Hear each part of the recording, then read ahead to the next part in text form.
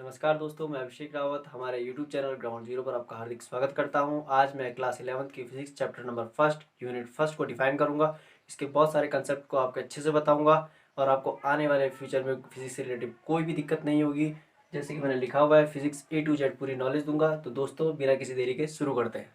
दोस्तों, मैंने ये 3 टॉपिक्स लिए हैं। सबसे पहले आपकी क्लास 11th के टॉपिक्स शुरुआत इनसे होती है, ग्रेविटेशनल फोर्स से, इलेक्ट्रिक मैग्नेटिक फोर्स और स्ट्रॉन्ग न्यूक्लियर फोर्स से। हिंदी में बोल देता हूँ, गुरुत्वाकर्षण बल, विद्युत चुंबकीय बल और प्रबल नाभिकीय बल। तो सबसे पहले बात करते हैं ग्रेविटेशनल फोर्स की, गुरुत्वाकर्षण बल की।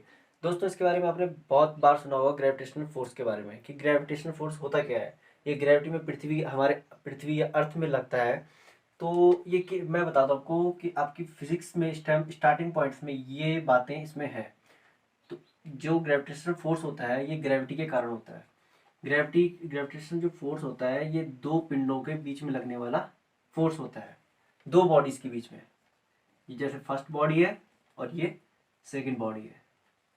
तो इन दोनों के बीच में जो फोर्स काम करेगा वो होगा ग्रेविटेशनल फोर्स। अब जैसे कि हम बोलते हैं कि जो अर्थ है, अर्थ के अंतर्गत जैसे कोई वस्तु है, उसको हम फेंकते हैं नीचे तो वो नीचे जाती है।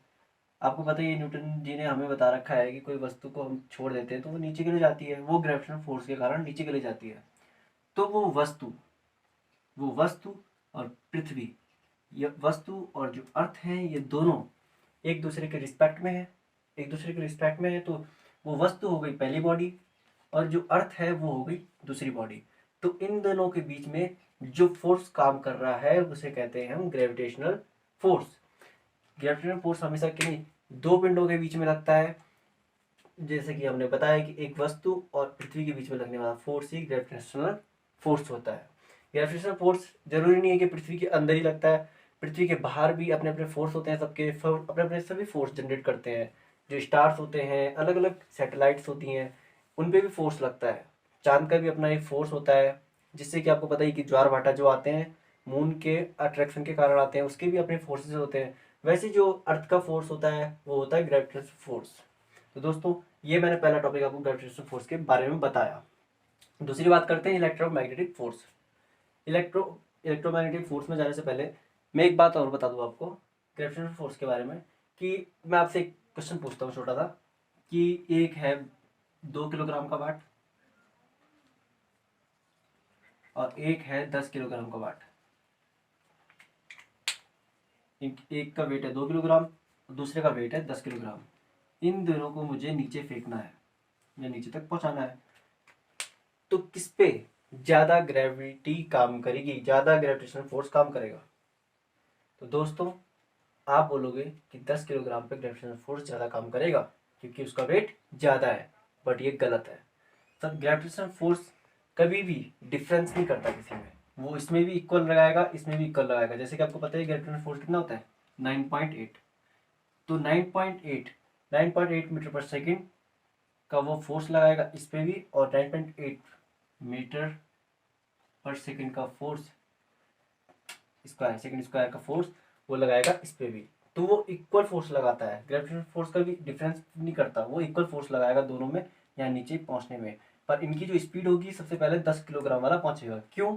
क्योंकि जैसा कि आपको पता ही है, एफ इक्वल टू क्या होता है, एफ इक्वल टू होता है एम जी। ज्यादा फोर्स किस में लगेगा, 10 किलोग्राम में लगेगा। क्यों? क्योंकि इसका मास क्या है, 10 किलोग्राम ज्यादा है, इंटू जी 9.8। इसमें ग्रेविटेशनल फोर्स तो बराबर ही लगेगा, बट जो एक्चुअल फोर्स है वो 10 किलोग्राम पे ज्यादा लगेगा और ये जल्दी पहुंचेगा नीचे। ठीक है दोस्तों, तो ये था ग्रेविटेशनल फोर्स। अब मैं बात करता हूँ इलेक्ट्रोमैग्नेटिक फोर्स की। इलेक्ट्रोमैग्नेटिक फोर्स दोस्तों, ये जनरेट कहाँ से होता है मैं बताता हूँ। एक चार्ज पार्टिकल होता है जिसको हम क्यू से डिनोट करते हैं, चार्ज पार्टिकल या फिर विद्युत आवेश। विद्युत आवेश जिसे हम क्यू से डिनोट करते हैं। ये विद्युत आवेश जब चलता है, जब ये अपनी गति स्टार्ट करेगा, जब ये अपनी गति या फिर अपना चलना स्टार्ट करता है, तो इसमें तो ये जनरेट करता है इलेक्ट्रिसिटी।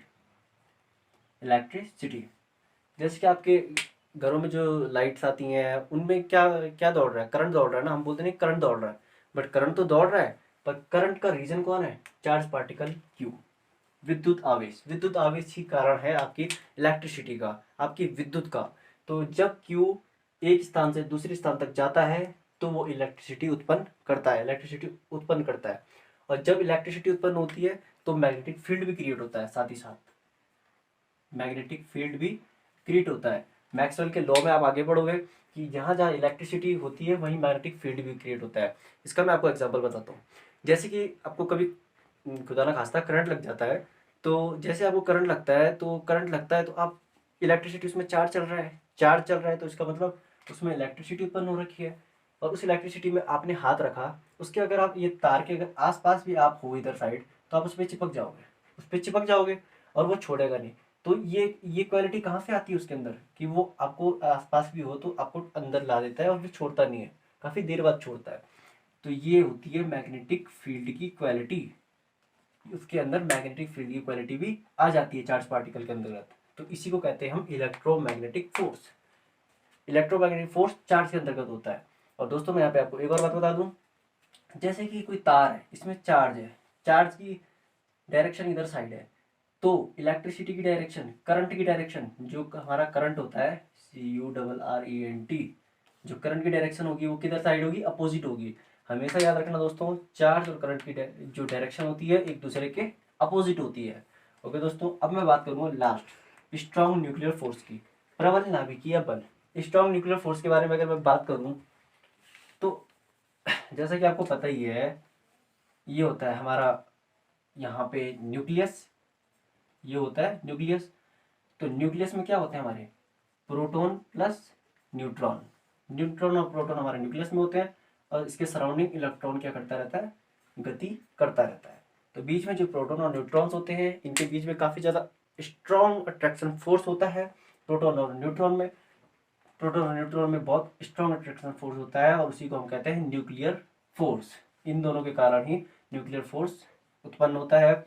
और मैं बता दूं कि आपको जितने भी हम नॉर्मल फोर्सेस पढ़ते हैं, ग्रेविटेशनल फोर्स, इलेक्ट्रोमैग्नेटिक फोर्स, इन सबसे ज़्यादा स्ट्रॉन्ग जो होता है, सबसे प्रबल जो होता है, वो होता है हमारा नाभिकीय बल। ये सबसे ज़्यादा स्ट्रॉन्ग होता है। मैं बताऊं कि इसकी तुलना में इलेक्ट्रोमैग्नेटिक फोर्स की तुलना में जो हमारा स्ट्रॉन्ग न्यूक्लियर फोर्स है, ये 100 गुना होता है। मतलब ये न्यूक्लियर फोर्स 100 गुना ज़्यादा होता है इलेक्ट्रोमैग्नेटिक फोर्स से। तो ये इतना, मैं अब आप समझ रहे होंगे कि इसकी पावर कितनी ज़्यादा है।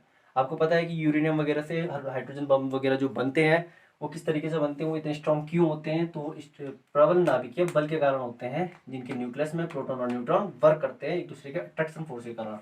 और इलेक्ट्रॉन क्या करता है, इनको स्टेबिलिटी देता है। इलेक्ट्रॉन का वैसे लेना देना कुछ नहीं होता यहाँ पे, उस खाली इसको क्या क्या करता है, स्टेबिलिटी देता है।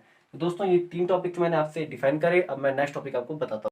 दोस्तों मैंने अब नया टॉपिक लिया है, conservation law in physics. Conservation law कहता है कि जो एनर्जी होती है वो ना ही डिस्ट्रॉय हो सकती है, ना ही इमिसिएट हो सकती है, ना ही उत्पन्न हो सकती है और ना ही नष्ट हो सकती है। जैसे कि हिंदी मीडियम वाले बच्चों ने पढ़ा भी होगा कि ऊर्जा ना ही कभी उत्पन्न होती है और ना ही नष्ट हो सकती है, सिर्फ इसको एक माध्यम से दूसरे माध्यम में हम रूपांतरित कर सकते हैं, इसको हम चेंजेस कर सकते हैं, बट इसको नष्ट कभी नहीं कर सकते। तो दोस्तों मैं अब शुरू करता हूँ कंजर्वेशन लॉ इन फिजिक्स। तो कंजर्वेशन लॉ कहता है कि इसमें काफ़ी सारे साइंटिस्ट ने रिसर्च करी है और उन्होंने कभी ये प्रूफ नहीं कर पाया कि कंजर्वेशन लॉ में जो एनर्जी होती है वो हमेशा स्टेबल रहती है। उन्होंने मतलब एक्सपीरियंस किया है, ये अपने सालों का एक्सपीरियंस, उन्होंने ये बताया है कि जो एनर्जी होती है वो स्टेबल होती है, उसे कभी नष्ट नहीं किया जा सकता, ना ही उत्पन्न किया जा सकता है। ठीक है दोस्तों, तो कुछ लोग कहते हैं, कुछ साइंटिस्ट कहते हैं कि जो हमारी एनर्जी होती है वो किसके बराबर होती है, काइनेटिक एनर्जी और पोटेंशियल एनर्जी के बराबर होती है। काइनेटिक एनर्जी और पोटेंशियल एनर्जी के प्लस सम के इक्वल टू होती है। काइनेटिक एनर्जी किसे कहते हैं, जैसे कि मैं दौड़ रहा हूँ, तो जब मैं दौड़ रहा हूँ तो उस टाइम पे मेरे अंदर कौन सी एनर्जी होगी, काइनेटिक एनर्जी होगी। और जैसे मैं यहाँ पे खड़ा हूँ बिल्कुल यहाँ से, और मेरे को हिलाने में या फिर मेरे को हटाने में यहाँ से जो दिक्कतें आपको होगी, जितना फोर्स आपको लगाना पड़ेगा, वो मेरी क्या होगी, पोटेंशियल एनर्जी होगी। तो इन दोनों का जो सम होता है वो किसके बराबर होता है, एनर्जी के बराबर होता है, टोटल एनर्जी के बराबर होता है। और टोटल एनर्जी कभी भी डिस्ट्रॉय नहीं होती, ये हमारा कंजर्वेशन लॉ कहता है। तो दोस्तों इस टॉपिक में ज़्यादा कुछ है नहीं बताने को, तो मैं इसको यहीं पे कंप्लीट करता हूँ। अब मैं आपको नए टॉपिक, दोस्तों अब मैं आपको कुछ यूनिट्स के बारे में बताऊंगा, जो जिनसे हम मेजरमेंट्स करते हैं किसी भी वैल्यू का, जैसे चाहे वो फोर्स हो, वर्क हो, किसी भी चीज़ को हम यूनिट्स में देखते हैं। तो जो यूनिट्स में देखते हैं तो छोटी छोटी यूनिट्स मिलाकर बड़ी बड़ी यूनिट्स होती हैं, पर जो छोटी छोटी यूनिट्स होती हैं इनको कहते हैं हम बेसिक यूनिट्स। तो जो बेसिक यूनिट्स होती हैं वो होती हैं 7। इन्हीं 7 बेसिक यूनिट से मिलकर हर कोई बड़ी से बड़ी यूनिट बनती है। तो सबसे पहले मैं बात करता हूँ बेसिक यूनिट्स की। बेसिक यूनिट्स को हम दो तरीके से मापते हैं, एक में मापते हैं एसआई यूनिट में और एक नापते हैं हम एमकेएस यूनिट्स में। एसआई यूनिट्स में हम किलोग्राम, किलोमीटर, मतलब बड़े बड़े जो मेजरमेंट्स होते हैं उनको लेते हैं, और जो छोटे छोटे मेजरमेंट्स होते हैं मीटर, सेकेंड, इनको हम लेते हैं एमकेएस पद्धति में, एमकेएस सिस्टम में। ओके, तो दोस्तों जैसे कि एसआई यूनिट्स है, यहाँ पे आपको बेसिक यूनिट्स नेम सिंबल मैंने दिए हुए हैं। तो जो हम पहली बेसिक यूनिट्स की बात करेंगे वो होती है लेंथ, लंबाई। आपको पता ही है लंबाई जैसे 1 मीटर की ये होती है, तो जो लेंथ होती है वो क्या होती है, मीटर में होती है, और इसका सिंबल होता है मीटर। उसके बाद हम मास या द्रव्यमान की बात करें, मास और द्रव्यमान याद रखना दोस्तों, मास द्रव्यमान एक ही बात हुई, मगर मास और अगर मैं वेट की बात करूं, वेट और मास में 9.8 का अंतर होता है। ध्यान से सुन लेना, मास और वेट कभी इक्वल नहीं है, ये दोनों अलग अलग है। ठीक है, तो इनमें डिफरेंस कितना होता है, 9.8 का होता है। तो मास होता है किलोग्राम में, किलोग्राम में होता है टाइम। टाइम की बात करें, ये तीसरी आपकी बेसिक यूनिट आ गई जो होती है सेकंड में। चौथी बात करूं मैं करंट, विद्युत धारा, इलेक्ट्रिसिटी जो जा रही थी, मैंने बताया था चार्ज पार्टिकल के कारण जो करंट दौड़ रहा था उसकी, उसको हम किस तरह से मेजर करेंगे, एम्पियर में, उसको दिखाते हैं हम ए से। दूसरी बात को, पांचवी बात करूं मैं तो ये है थर्मोडायनामिक टेम्परेचर, उष्म, इसको कहते हैं उष्मगतिक ताप, उष्मगतिक ताप जिसको हम कैलोरी में मापते हैं। छठी बात करूं मैं क्वांटिटी ऑफ मैटर, पदार्थ की मात्रा, ये होती है पदार्थ की मात्रा, मिलकर बता देता हूं आपको, पदार्थ की मात्रा। ठीक है दोस्तों, ये है पदार्थ की मात्रा। और ये लाइट इंटेंसिटी होती है आपकी ज्योति तीव्रता। ठीक है दोस्तों, तो लाइट इंटेंसिटी जो क्वांटिटी ऑफ मैटर होती है उसको हम मोल में नापते हैं। ठीक है, और जो लाइट इंटेंसिटी होती है इसको हम किस में मेजर करते हैं, कैंडिला में, इसका माप है सीडी, सीडी में इसकी वैल्यू आती है। इन 7 बेसिक यूनिट्स के अलावा 2 यूनिट्स और होती है जिनको पूरक मात्रक या फिर पूरी यूनिट्स कहते हैं। ये होती है रेडियन और स्टेरेडियन। जो रेडियन होती है, जो रेडियन होता है, इसका इसका सिंबल होता है कोण या फिर एंगल, इसको हम एंगल में मेजर करते हैं रेडियन को। जो रेडियन होता है आपको पता ही है, तो जैसे कि हम थीटा वगैरह लेते थे, रेडियन वगैरह थीटा में तो नापते थे हम, पाई बाई 180 वगैरह, है ना, ये सब किस में होते हैं, रेडियन में आते हैं। तो इसको हम किससे नापते हैं, एंगल में।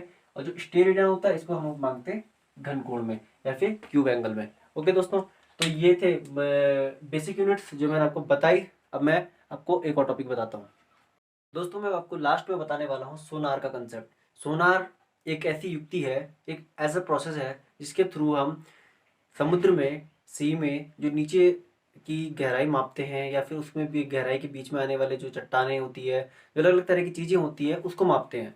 तो इसका कंसेप्ट बताने से पहले मैं आपको एक कंसेप्ट क्लियर करा देता हूँ। छोटा सा कंसेप्ट है, जैसे कि आपने सुना ही होगा, चाल बराबर दूरी बटे समय। ठीक है दोस्तों, चाल बराबर दूरी बटे समय, ये तो फॉर्मूला आपने पहले से देखा है। या फिर स्पीड बराबर डिस्टेंस अपॉन टाइम, ये आपने देख रखा होगा। तो डिस्टेंस, सबसे पहले मैं बता देता हूँ, ये एक वॉल है। ठीक है, मान लिया एक वॉल है, यहाँ पे आप खड़े हो, यहाँ से आपने कोई आवाज़ लगाई, तो वो आवाज़ क्या है, एक तरीके से वेव है। तो आपने एक आवाज़ लगाई, वो आवाज़ यहाँ से आके फिर वापस टकराती है, वापस आती है। तो वेव है, जो आपकी आवाज़ है, उसने कितना डिस्टेंस तय किया, तो उसने डिस्टेंस तय किया, ये मान लिया डी है। ये जो डिस्टेंस है ये कितना है, डी डिस्टेंस है। और डी डिस्टेंस यहाँ से वापस आ रहा है, ये पूरा डी डिस्टेंस है। तो एक बार वो डी डिस्टेंस जाते हुए ट्रेवल कर रही है और एक बार आते हुए ट्रेवल कर रही है डी डिस्टेंस, आपकी आवाज या फिर आपकी वेव, आपके अंदर से निकली हुई वेव। तो यहाँ पे कितने डी वो कर रही है, डी प्लस डी, कितने, 2d डिस्टेंस ट्रेवल कर रही है। तो यहाँ पे हम ले लेंगे इसको एस बराबर 2d अपॉन टी। डी से हमने जो डिस्टेंस दिखाई यहाँ पे 2d दिखा दी, क्योंकि दो ही कर रही है। तो ये जो फंक्शन, यही हमारा कहाँ पे यूज होगा, अब यहाँ पे यूज होगा सोनार में।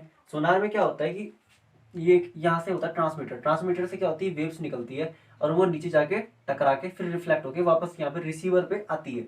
तो जैसे ट्रांसमीटर से ये वेव निकलती है, तो ये अपने साथ मतलब ये सब कुछ मेजर करती है कि कितनी कौन कौन सी चीज़ें बीच में आ रही है। तो उनको भी मेजर करते हुए ये समुद्र की गहराई मापने में हमारा काम आता है सोनार। सोनार हमारा कहाँ लगा हुआ रहता है, ये है जैसे ये जहाज है, हमारे जहाज़ों में लगा रहता है सोनार, जिससे कि हमें गहराई पता लगती है। ठीक है, तो ये वेव नीचे जाती है और ऊपर जाती है, तो इसकी हाइट कितनी है, एच। तो यही वाला हम कंसेप्ट कर लेते हैं, एस बराबर 2d अपॉन टी। क्योंकि यार 2d क्यों, ये d है, d वो चला और d वो वापस आया, तो कितना उसने डिस्टेंस करा ट्रेवल, यहाँ पे भी 2d करा। तो एस इक्वल टू 2d/t। अब ये 2d क्यों लेंगे हम, 2d नहीं लेंगे क्योंकि इसको हमने जो डी क्या मान रखा है, यहाँ पे हमने हाइट मान रखी है, ये जहाज जितने ऊपर है समुद्र से उसको हमने हाइट मान रखी है। तो एस इक्वल टू हम 2d की जगह क्या लिख देंगे, h/t। और h की वैल्यू कैसे निकलेगी, s इंटू टी, इसको मैं ऊपर ले गया बराबर 2h, और h इक्वल टू क्या हो जाएगा, ये 2 नीचे आ जाएगा, s इंटू t/2, ये 2 नीचे आ जाएगा इसके। तो हाइट क्या निकली, ये हाइट है जो, ये हाइट क्या निकली, ये हाइट वो है जो सी की समुद्र तल से, ये जो इसका धरातल है, ये जो अर्थ का सरफेस है, इससे जो हाइट है जहाज की। तो इस तरीके से सोनार वर्क करता है। तो ये वेव्स के थ्रू काम करता है, वेव्स के रिफ्लेक्शन पे काम करता है, और तब जाके ये डिस्टेंस बताता है कि समुद्र कितना गहरा है। दोस्तों लाइक करें, सब्सक्राइब करें और ज़्यादा से ज़्यादा शेयर करें इस चैनल को, ताकि ये हमारी जो पढ़ाई है ये उन लोगों तक पहुंच पाए जिनको ज़रूरत है। दोस्तों जय हिंद, जय भारत, जय उत्तराखंड। अपना ख्याल रखिए, वैश्विक महामारी कोरोना से बचिए और वो सभी उपाय करिए जो बहुत ही ज़रूरी है।